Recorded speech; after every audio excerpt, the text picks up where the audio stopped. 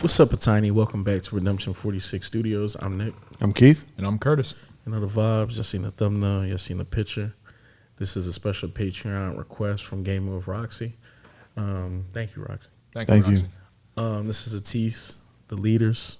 Never heard this before. It's a B-side joint. We jump right into this. Yeah, with the Quiet Storm voice with 2 feet. Let's see what we got. God's here. God's here. God's here. I love the horror elements in that beat. Piano. It's lit.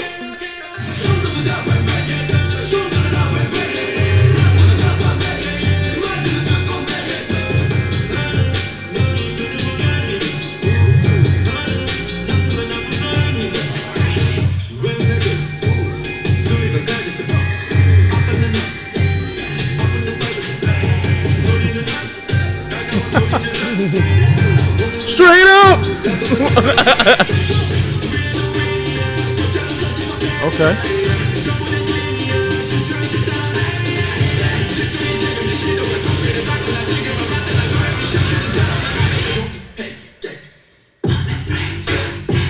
All right, a little switch up. Bruh, And then went somewhere else. that is nasty. Or is this a pre-chorus?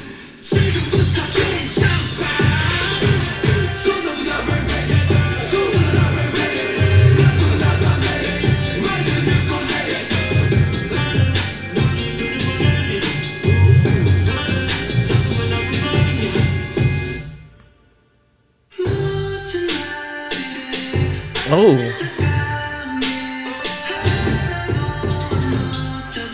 Okay.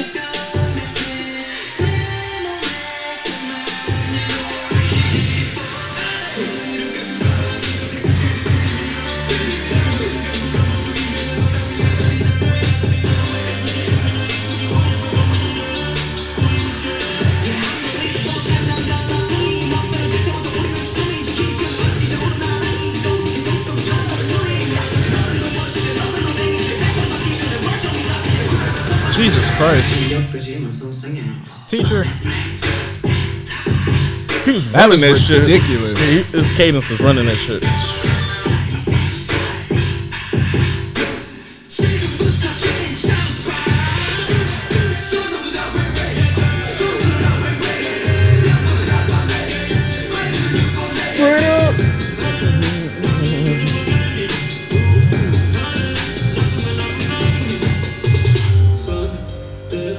That beat's ridiculous.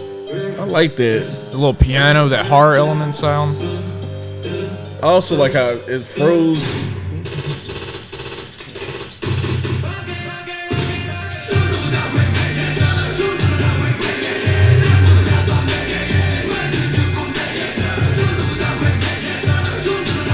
It's a little more full now.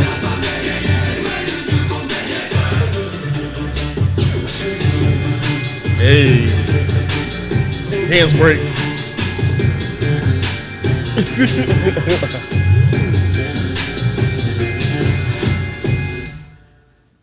Straight up.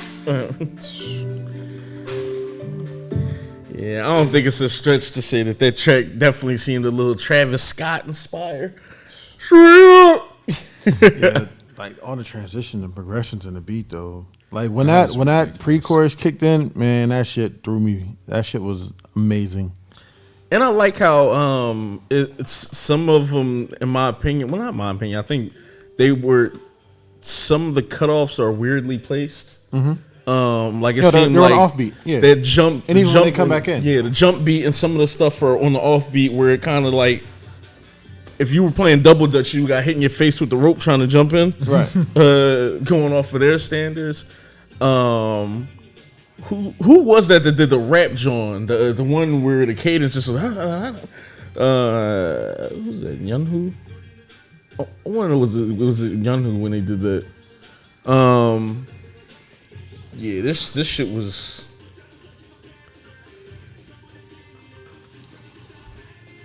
But you know what though? To be fair, like Stray Kids, Atis has built up a reputation of dramatic beat changes. Like how many times did the beat change in Wonderland? Like 3 or 4 times. Mm-hmm. I even had a pirate chant in the joint. Like fucking crazy, but it always works. Yeah, I will say, not unlike Stray Kids, because maybe those might be B-sides we haven't got to yet. I've heard more ballads from them. What, a tease? Yeah, like more kind of just Okay. even Promise, some of the other things seemed a little bit more slowed down. Yeah. A little bit. Yeah. But yeah, not that when they did that kick in and that shit was like off, but it was cool still. Even some of that just seemed like. Oh, they changed the bass program and everything. I was kind of mad when they took it away and brought it in. Yeah, it wasn't. That shit was given. Yeah, this joint was nasty. Yeah, did you speak? No, I was just still processing everything, but that beat progression was ridiculous. They really, I do wonder, just the behind the scenes of them in the studio, just kind of figuring that shit out as far as like, you know, why we're switching it up here, why we're adding this, why we're taking this out, you know, doubling down on this. Like it just, all those creative artistic decisions are just always things that fascinate me, especially when you look at it as far as conveying a story. Like why, you know, this moment in the story requires this change and everything like that. And to touch on what you were saying about around the midpoint is when they dropped out that beat and there was like a second, how you had said the double dutch, you would have got hit in the face. It felt like that was like the flip side of the responding. Like it felt like the first half kind of felt like the I'm the leader, follow me through the wilderness and all that. And then the other half was like me like looking at you and like kind of it felt like a two-sided story sort of thing, at least on a first listen, what I was gathering from it. But the aggression and everything, and I believe it was the piano in the beginning, that first key, like I was engaged, because I just like the piano just like draws me in so much, whether it's, you know, on a horror type time or whether it's on like contemporary sort of music sound, like a ballad sort of kind of sound to it. The aggression in the rap line was probably what stood out most to me, other than the beat, like the beat switch ups and everything. But nah, this track was ridiculous. Like I thought it was amazing, and it's ironically it's a type of sound I don't think I've heard from the T's, which also speaks to the versatility of them, and maybe it was just abruptness in the beat, perhaps, but. It was just a different sound to me than what I had heard from them before. And I loved what I've heard from them before, but just hearing this, it just opened up like a whole new lane that I'm curious if they continue to explore. Keith, anything else on there? No, I mean, this show was definitely fire. I don't know what else to take away from it or put on it as far as commentary. Because it kind of, I can't compare it to anything. You know what I mean? Like we've heard songs with beat changes and jarring or whatnot, what have you, but like they're individually their own thing, and this is definitely individually its own thing. And we always talk about the artistry of a group. Like I appreciate the fuck out of this part, that Wu Young part.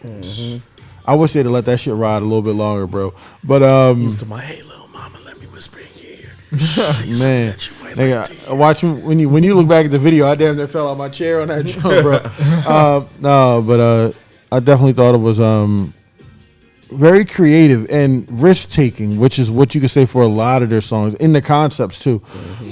They're very risk taking and they don't care. They're gonna make their mark and they're gonna make it like as them. You know what I mean? They're not going to be anybody else. And you gotta appreciate that, bro. And they risks always seem to kind of pay off, at least in my opinion. Because sometimes I think some groups may be scared to experiment with sounds or do anything. They just have that larger than life sound, that anthem, loud. Like I know their concerts fucking go off. Like Yeah. And I feel like they can give you any type of anthem. So like we all like the real. That's like poppy stadium anthem type genre. But this is more like hip hop. You know what I mean? Like Millie Rock, exactly. Millie Rock, kind of Bobby Smurder in the crowd type joint. And then you got something like Wonderland, which is like abstract, pirate chants. You know what I mean? Like it's just you get so much from them. And it's so much forward thinking vision.